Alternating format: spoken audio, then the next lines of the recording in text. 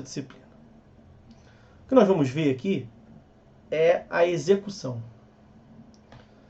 É muito comum que se diga processo de execução. Nós veremos o processo de execução. Pois bem, durante muito tempo, inclusive, esse foi o nome da disciplina, se é que não é ainda. Eu prefiro chamar de tutela jurisdicional executiva, técnica executiva. Porque o processo, né, nós falaremos sobre isso. Aliás, isso aqui é um apanhado geral. Nós falaremos sobre tudo que vamos conversar aqui, no momento próprio. O processo é uma técnica, né? É um meio de se chegar ao exercício da jurisdição. Vocês devem se lembrar daquela a tese da instrumentalidade do processo, do Cândido Rangel Dinamarco. Literalmente o processo como um instrumento para o exercício da jurisdição e também para a consagração do direito material. E num momento já ultrapassado, já há bastante tempo, o Código de Processo Civil de 73, em 73, no modelo processual revogado, nós tínhamos 3 modelos de processo para 3 tutelas jurisdicionais distintas. Eu já falei isso para quem já foi meu aluno. Eu falo sempre isso na aula de Processo Civil 1, tutela cognitiva, e aqui os senhores vão acabar vendo de novo. É bom que reforça. E eu tenho que falar porque tem muita gente que não é meu aluno, mais ainda. Já falaria para reforçar, agora mesmo tenho que falar para quem não foi meu aluno. E volto a dizer, isso aqui não é aula propriamente dita, não. Isso aqui é um bate-papo. Nós voltaremos a ver isso, esse tópico, além de vários outros, né, a partir da próxima aula. Mas vamos fazer aqui uma apresentação. E aí o Código de Processo Civil, de 73, ele veio sendo alterado. Começou em 94, terminou em 2002, dentre várias outras modificações que o Código Buzaide, o Código de 73, passou, também nesse contexto do processo como instrumento de exercício da jurisdição, houve uma substancial modificação. Porque nós deveríamos ter necessariamente 3 processos distintos para a situação fática em que o autor necessitasse de 3 espécies distintas de tutela jurisdicional. Então, processo de conhecimento, apto para o exercício da tutela cognitiva. Processo de execução, apto para o exercício da tutela cognitiva. E processo cautelar para a tutela cautelar. É muito importante lembrar que desde a teoria geral do processo, lá em TGP 1, TGP 2, quando os senhores estudam e não têm maturidade, a maioria, não é maturidade enquanto pessoa, às vezes também, mas eu estou falando maturidade acadêmica. Às vezes os senhores não dão a devida importância à TGP porque não tem que dar, porque é natural que não dê, porque está no momento em que não está amadurecido academicamente.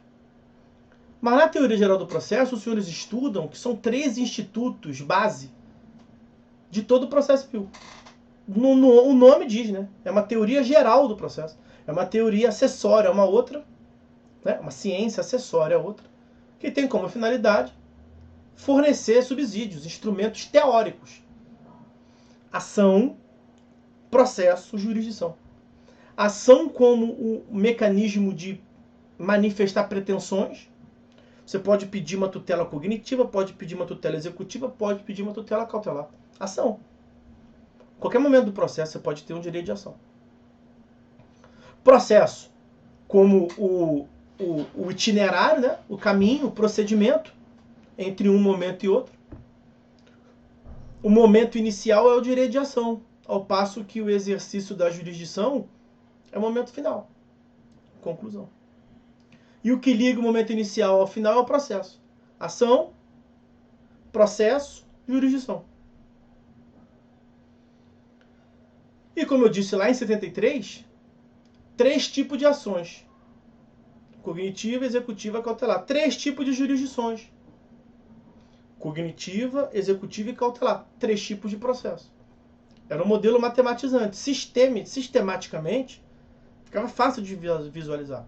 Ação de conhecimento, processo de conhecimento. jurisdição de conhecimento. A ação executiva. O cara pediu uma providência executiva. Processo executivo, processo de execução. Tutela jurisdicional executiva. Só que nós passamos por modificação, porque a gente viu, eu não vou aprofundar muito, nós veremos melhor na próxima aula. Eu vou chegar aqui logo ao resultado agora. Foi demonstrado que esse sistema ele era anacrônico, ele não fazia sentido. E ele era inefetivo, pior de tudo, ele era inefetivo. O cara acabava com o processo, recebia tutela jurisdicional e tinha que dar início a um outro processo para executar. E aí, no frigir dos ovos, nós tivemos uma modificação dessa sistemática, dessa realidade, de um modo que é como está atualmente. Um mesmo processo passou a ser apto a fornecer mais de uma atividade jurisdicional. Então, hoje em dia, falar em processo de execução é um risco que você assume. Ele continua existindo. O processo de execução é um processo no qual somente se desenvolve a atividade executiva. Como o processo de conhecimento continua existindo. Mas ele é o processo no qual se presta apenas a atividade cognitiva. E nós passamos a ter uma realidade de também se permitir de no mesmo processo se prestar duas atividades jurisdicionais. Uma primeira atividade cognitiva e depois uma outra atividade executiva dentro do mesmo processo. Um processo só para dois direitos de ação, dois pedidos diferentes e para duas atividades jurisdicionais, uma para cada pedido. Então nós temos a atividade jurisdicional cognitiva e depois a atividade jurisdicional executiva dentro do mesmo processo. Esse processo, esse modelo de processo, passou a ser chamado de processo sincrético, a fase do sincretismo processual. O que é o sincretismo? É a junção. E um mesmo processo passou a ser apto a fornecer duas respostas jurisdicionais distintas, tanto a de conhecimento quanto a de execução. E aí quebrou aquele modelo sistematizante. Conhecimento, conhecimento, conhecimento. Execução, execução, execução. Ação de execução, pedido de execução. Processo de execução, onde se desenvolve os atos executivos. Tutela jurisdicional executiva, num processo só de execução. Não, agora, um processo pode ter atividade cognitiva, atividade executiva. E com o Código de 2015, isso foi até ampliado, também a atividade cautelar. A atividade cautelar passou a ser incidental ao processo em curso. Então esse é o modelo do sincretismo. Eu fiz menção para vocês, naquele curso que eu tenho, eu falei, quase tudo quanto é curso lá gratuito, um montão de cursos gratuitos. E eu tenho um cursinho pago que eu comecei agora nessas férias aí da faculdade, para passar o tempo, em que eu analiso as decisões do STJ. E dentre os vídeos, e é um curso em construção, tem vários. A ideia é ter cada vez mais julgados lá. E aí, é bom que está no começo, o valor está pequenininho, amanhã ou depois quando tiver, 150 julgados, eu vou aumentar o valor, naturalmente. Porque o cara vai receber mais também. Vocês, se já começarem lá, vocês vão receber, enquanto tiver o curso lá, material novo. E o que me chamou a atenção foi que das decisões que eu analisei, o STJ, nesses últimos meses, ele reafirmou o sincretismo processual com uma força enorme. Então essa é a fase. Além do processo sincrético, na verdade nós vivemos uma fase do sincretismo. O processo civil passou a ser o processo civil da efetividade. Eliminação dos riscos e das formalidades excessivas. E isso consta também do sincretismo processual. Um mesmo processo para as atividades tanto cognitiva quanto executiva. E eu já falei cognição e execução aqui, é importante que os senhores saibam. Nós veremos o que é execução. Aqui é um bate-papo. Cognição é uma atividade que o Estado juiz exerce. É o que se faz. O que ele vai fazer. Cognição. execução também é uma atividade. Por isso que tem um modelo cognitivo e um modelo executivo. E são atividades, a jurisdição é uma atividade, né? É o desempenho de uma função jurisdicional. E a função jurisdicional, ela modifica a perspectiva, o modo de pensar, a chavinha, a depender se é cognição ou execução. Então nós trabalharemos aqui bem a distinção entre cognição e execução. Em uma palavra, cognição é abstrato, execução é concreto. Na cognição, depois de concluído o procedimento cognitivo, processo de conhecimento dos antigos, o procedimento, a fase cognitiva, a fase de conhecimento, o juiz vai falar assim, tem razão fulano de tal. Ele vai declarar o direito, vai certificar o direito, vai definir o direito. Então, aquela questão um escopo jurídico de eliminar incertezas, que se chama de paz social, né?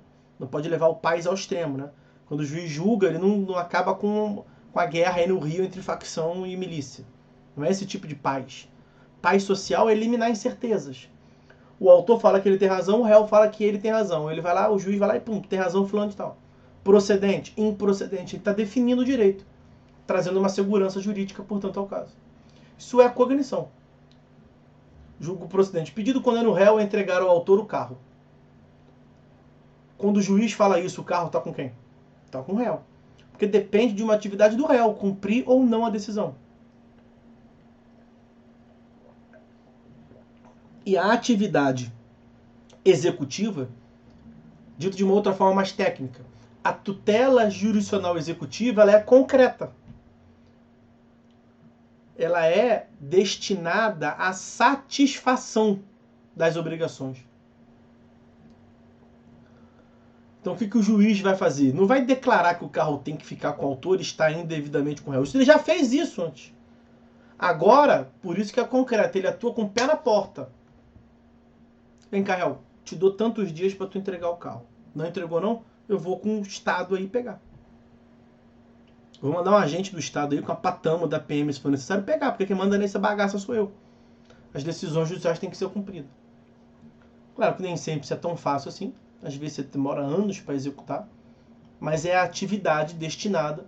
Então é um processo civil, é uma fase do processo civil na qual é muito mais importante ter efetividade à jurisdição. Ninguém vai a juízo, eu sempre dizia isso quando a aula ainda era presencial. Não, a aula era presencial e ainda estávamos nos autos físicos. Ninguém vai a juízo, o cliente não vai a juízo para no final receber uma folha de papel, a sentença, né? Aqui, ó. O juiz disse que você tem razão, toma aqui, ó. Você veio aqui para isso, né? Para ter razão. Não, eu vim para cá para botar o dinheiro no bolso. Eu vim para cá porque o carro tá na minha garagem, não tá com ela. Então, aquela leitura da tutela jurisdicional satisfatória, a tutela jurisdicional que atenda, falamos sobre isso em Processo Civil 2. Eu falo sobre várias passagens, mas eu trato disso em TGP 1, os princípios do processo. E em Processo Civil 2 é bom de falar disso também, porque tem a ver com a disciplina, que é o acesso à justiça substancial, que é a leitura contemporânea do acesso à justiça. De modo que não basta a parte ter acesso, literalmente, no sentido de ingressar com o processo. Ela tem que receber a resposta jurisdicional.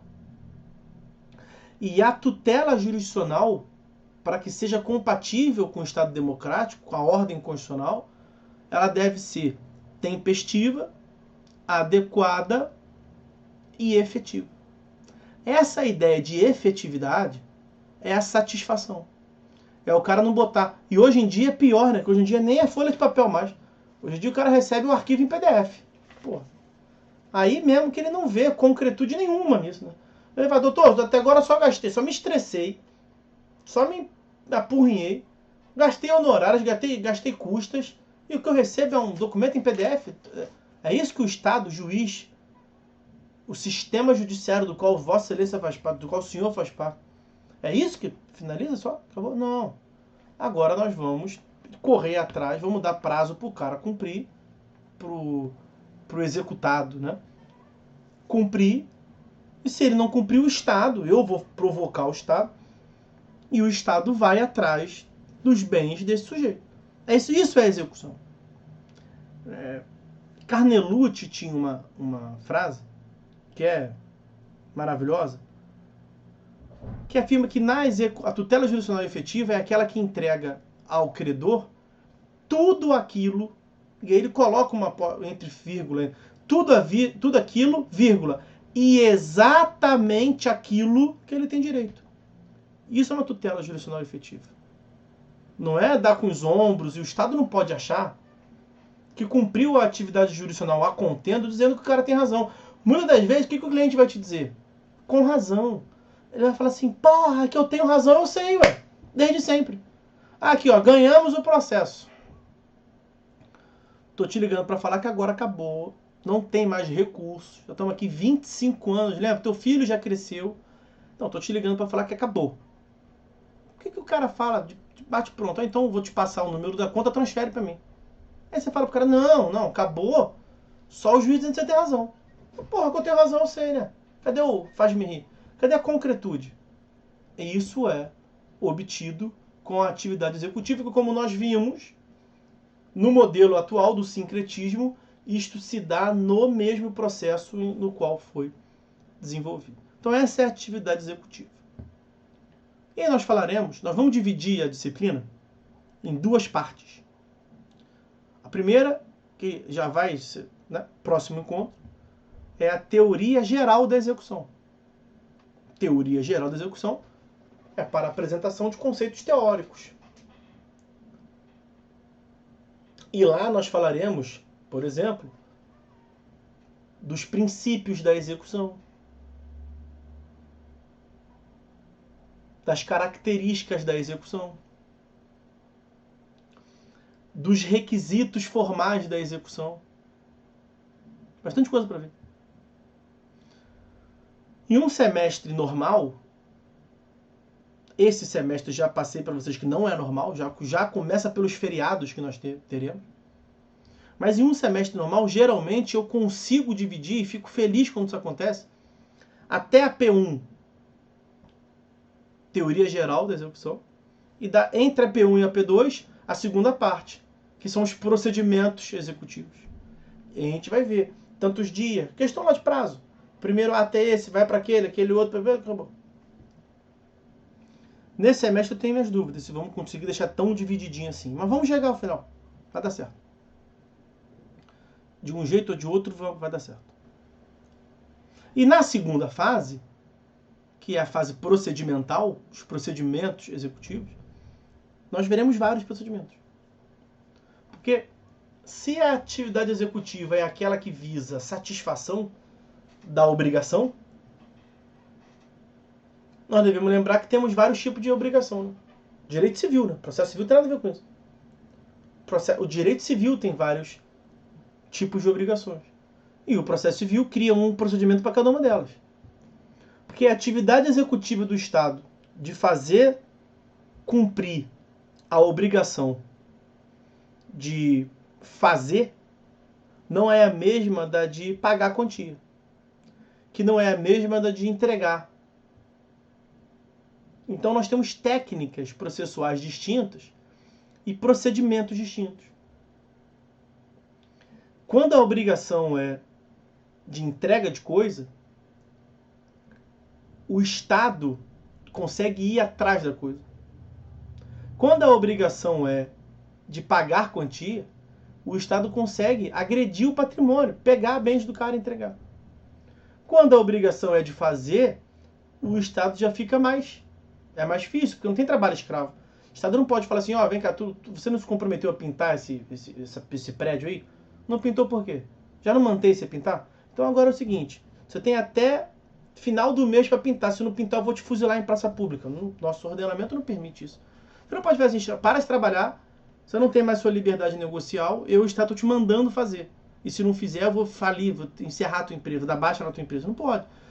Então, tem algumas técnicas mais substitutivas. Você pode converter aquele dinheiro, por exemplo, só para mostrar como é que é mais difícil.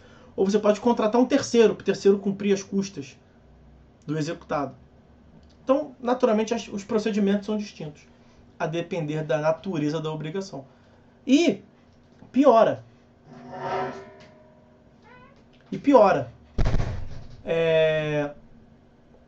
A minha senhora veio fechar a porta aqui.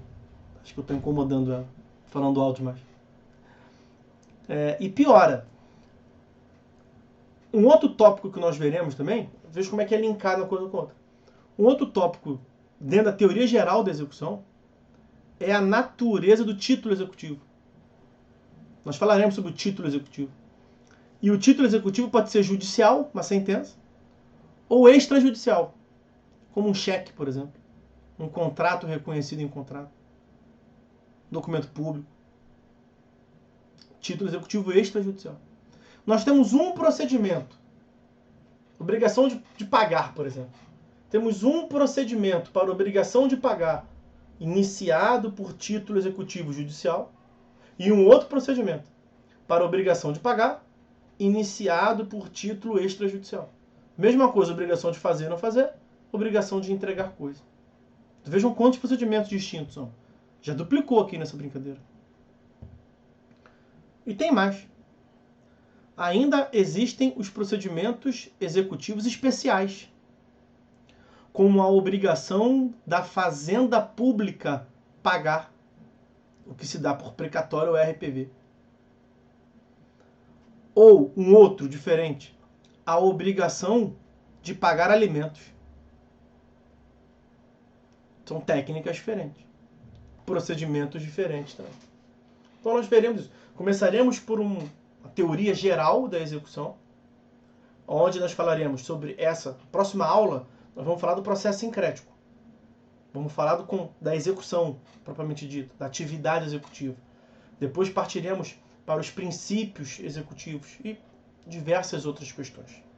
O modo de defesa na execução, embargos à execução, impugnação ao cumprimento de sentença, os requisitos da execução, dentre os quais o título executivo, judicial e extrajudicial. E por aí vai. E depois passaremos para os procedimentos. São vários. São vários procedimentos. Tá? Então essa é a divisão que se faz. Uma primeira parte teórica, uma segunda parte empírica, procedimental. As duas partes densas, extensas, substanciais. E nós vamos enfrentar aqui tudo isso. Beleza? Bom, amigos, então acho que esse primeiro encontro, para fins do que nós nos propusemos aqui de apresentação,